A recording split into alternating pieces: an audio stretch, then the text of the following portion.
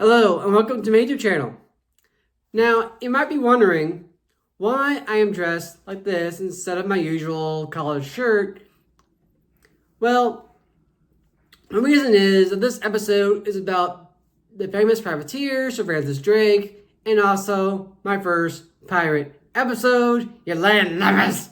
And so come along with me as I tell you the tale of the Protestant Reformation, Queen Elizabeth, and her pirate adventurer, Sir Francis Drake, this time on the History Inquirer. Arr. And, see, I got my pirate shirt on. Yeah, so I am ready to go. Got my headband on. So, it's going to be a great episode. So let's get started. Today, we will continue our story of the exploration and colonization of the Americas. Now, before I get started, I would like to mention that many of you have not subscribed to my channel yet. If you like the channel and the videos, please consider hitting the subscribe button down below so you don't miss a single episode. It's completely free. All you have to do is set up a free YouTube account, come back to one of my videos, and hit subscribe. It's as simple as that. Did I mention it was free? It really helps to grow the channel. It helps me out. It helps you out. It's a win-win. Also, I know this video is going to be a long one, so for your convenience and mine as well, I have decided to cut this video into 2 parts. It's a lot of information, and if you don't have time to watch the whole thing, please feel free to watch the first one and then come back to the second one. Whatever you want to do. Now, my sources for both videos will be down in the description of the second video. So, with that said, let's get started. Now, as you can probably tell by the flag behind me, is in this episode where we will pivot from talking about the Spanish to talking about the English and one of England's most famous privateers, Sir Francis Drake.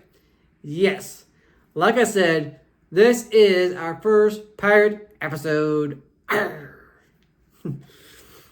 Now, before we get to Sir Francis Drake, we will need to talk about the flag behind me, as well as the Protestant Reformation, and a bit about the reigns of King Henry VIII and his children, leading up to Queen Elizabeth I. Now the first. It is under Queen Elizabeth that Sir Francis Drake came to fame. Now, about this flag behind me, this is the English flag, with the red cross of St. George on a white field. Now, who was St. George? I'm glad you asked. St. George is the patron saint of England. He lived during the reign of Emperor Diocletian of the Roman Empire and became a tribune, or tribunus, and imperial guard. He was martyred for his faith when he refused to convert to the Roman religion. There is also a story about St. George fighting a dragon and saving a damsel in distress. And the place that he supposedly did this was near the town of Cyrene in northern Africa. Now, the flag first became associated with St. George in Genoa, and is Richard the Lionheart who gets the credit for bringing the flag to England. However, St. George did not become the patron saint of England until 1348.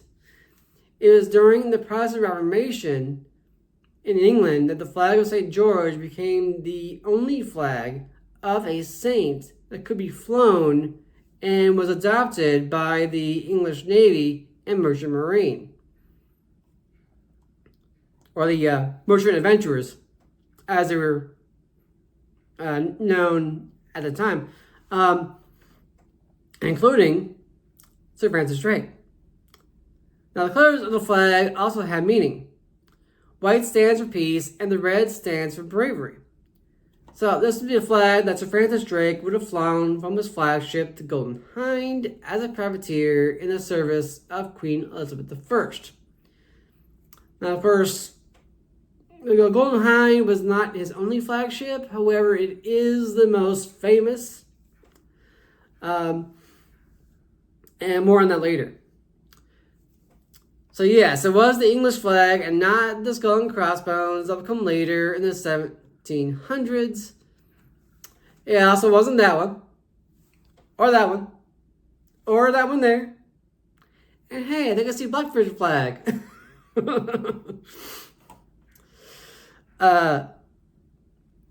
Before I talk about Sir Francis Drake, I need to talk about the Protestant Reformation because of the profound impact that it has had on U.S. and English history and history in general, as well as Sir Francis Drake, because he was a Protestant.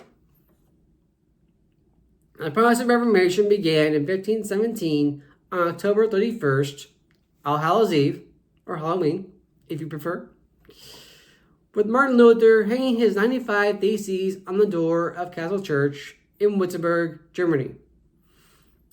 To quote from the Britannica Encyclopedia, Luther, a pastor and professor at the University of Wittenberg, deplored the entanglement of God's free gift of grace in a complex system of indulgences and good works. In his 95 Theses, he attacked the indulgent system, insisting that the Pope had no authority over purgatory and that the doctrine of the merits of the saints had no foundation in the gospel. Scripture alone is authoritative, sola scriptura, and justification is by faith, sola fide, not by works. End quote. Another important figure in the Protestant Reformation was John Calvin, who was a French lawyer who started his own movement based around the belief that salvation is only possible through the grace of God. His writings would inspire the Puritans of England, including the Pilgrims, and one John Knox, who would go on to establish the Scottish Presbyterian Church. But more on him later in another video. In England, King Henry VIII, who had been proclaimed a defender of the Catholic faith by the Pope, decided to break with the Roman Catholic Church. This was because his wife, Queen Catherine of Aragon, in Spain, tried and failed to provide him with a male heir. She gave him a daughter, Mary, instead. Since the Queen was 42 years of age, the likelihood of her bearing more children was remote, so he needed a new wife. However, the Pope did not want to give him a divorce or annulment. So King Henry VIII took matters into his own hands and separated the Church of England with the Roman Catholic Church, which allowed him to divorce Catherine and marry Anne Boleyn, who was actually pregnant with Elizabeth at this time. Queen Anne Boleyn soon gave birth to the future Queen Elizabeth I. However, King Henry still needed a male heir. Anne Boleyn was soon convicted and executed on her trumped-up charges of adultery and incest 3 years later. King Henry VIII would then marry Jane Seymour, who would finally provide him with the male heir, Edward. Following the king's death in 1547, the young King Edward VI ascended to the throne at the young age of 9. However, he would die of tuberculosis in 1553, 6 years later. Henry's eldest daughter, Mary, would take the throne following a brief 9-day reign by Lady Jane Grey of Northumberland. Now, Mary, a devout Catholic, would attempt to return England to the Roman Catholic Church, and in so doing, earn the title of Bloody Mary due to the persecution of Protestants under her reign. She would also marry King Philip II of Spain, who would unfortunately involve England in his wars on the European continent, draining England of its manpower, wealth, and resources, and giving nothing in return. Queen Mary would die on November 17th, 1558, and would be succeeded by her half-sister Elizabeth. This was the England that Elizabeth inherited, a nation with enemies on every side. You got Ireland, you got Scotland, you got France, you got Spain, a lot of enemies. Her coffers were empty, she had ships in need of repair, there was religious turmoil dividing the nation between the Catholics and the Protestants. It was a mess. Now, what England needed now more than ever was stability, unity, heroic figures, money, and resources flowing in, and Elizabeth aimed to provide just that, in part by means of privateers, including Sir Francis Drake. Sir Francis Drake was born in Devonshire, England, around 1539 and 1543.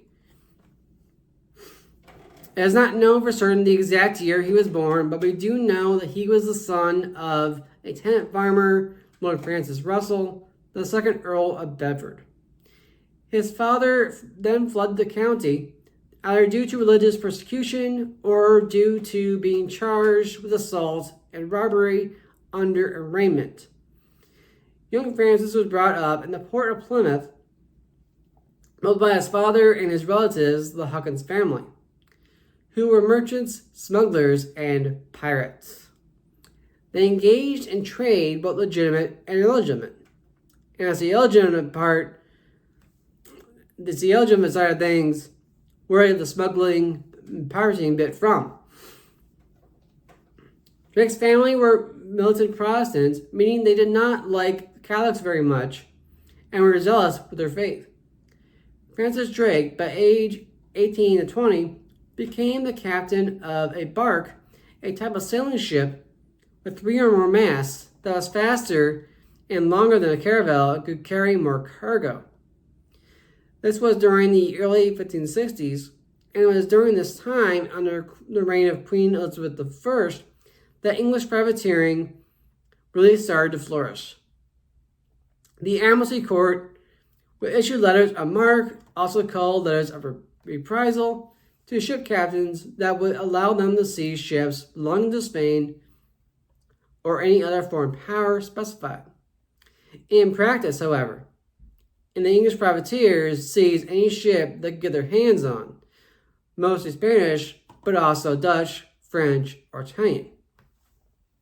As far as what a privateer is, like I said, the privateers received letters of marque from a government. So they're basically a legal pirate. It's exactly the same things that the pirates did, but they had legal backing from a nation like England or the free United States or Spain, France, what have you. Moving on. Now, the English privateers were seen as local heroes, as our stolen goods included food, spices, fabrics, and other things besides gold and silver. This was about survival, putting food on the table, employment, etc.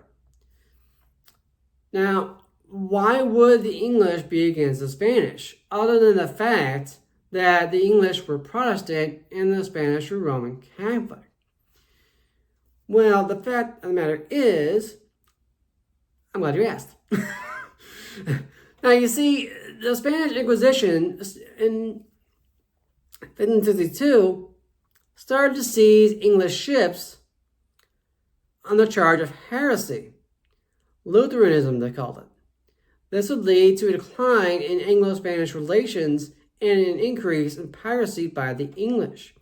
At the same time, Spain was fighting a war against the Ottoman Turks in the Mediterranean Sea, and Spanish ships were being seized by Muslim corsairs. Sometimes the Muslim corsairs would come across Spanish ships in the process of seizing English ships, and the Muslims would proceed to seize both of them. So Queen Elizabeth was understandably angry about all of this and wanted revenge against the Spanish for attacking her merchant ships and her subjects. However, wars are costly affairs in wealth, resources, and manpower. So she utilized her adventurers, her privateers, to harass Spanish shipping, all the while denying any involvement in actions taken against Spain. In 1562, Francis Drake, under the command of Captain John Hawkins, would set out on his first transatlantic voyage. They would go to Guinea in Africa, which was controlled by the Portuguese, and would either capture or steal African slaves, among other things, and sell them to the Spanish in the West Indies. They would make a profit and then return home. The second voyage had the backing of the Queen, who gave the 700-ton Jesus of Lubeck, a Royal Navy ship, to Captain Hawkins for his use. The third voyage, in 1568, however, ended in disaster. The adventurers encountered fierce storms as well as resistance from the Spanish when they tried to trade with them. In response, Hawkins landed troops, assaulted the town, burned buildings, spread terror and mayhem, etc. After this, they were able to trade, and they repeated this process in other Caribbean ports. So basically, they're like, yeah, after you burn our town and ran to the place, yeah, I guess I'll trade with you. So they started from home after all this, but they encountered a hurricane which damaged several ships. So they decided to stop, refit, and resupply for the journey home. However, they ended up in Veracruz, which was the maritime capital of New Spain at that time. And while they were there, and they're actually on an island outside, or like just inside the port there, a Spanish fleet arrived bearing the new viceroy, Martin Enriquez, who was not happy about having English Protestants, let alone English pirates, on his doorstep as his first day on the job, too. So, and he wants to make a good impression with his employers back home, with the king and queen. So he told the English to leave as soon as possible and to make way for his ships to enter the harbor. The English did so. However, as the Spanish passed the island that they were on, the Spanish opened fire, landed troops, and stormed the island. The Jesus of Lubeck was set on fire, and many English were either killed or captured. However, Drake and Hawkins managed to escape on the Judith and the Minion, respectively, two of their other ships. And out of the 6 ships that they started with, only 2 remained. During the whole process, they managed to save as many of their people that they could. However, like I said, many were captured or killed. Now, after this, Drake vowed revenge on the Spanish for betraying him and his comrades. And it is here where I will end part 1. Thank you all for watching, and I'll see you all in part 2 with Drake's revenge and the defeat of the Spanish Armada.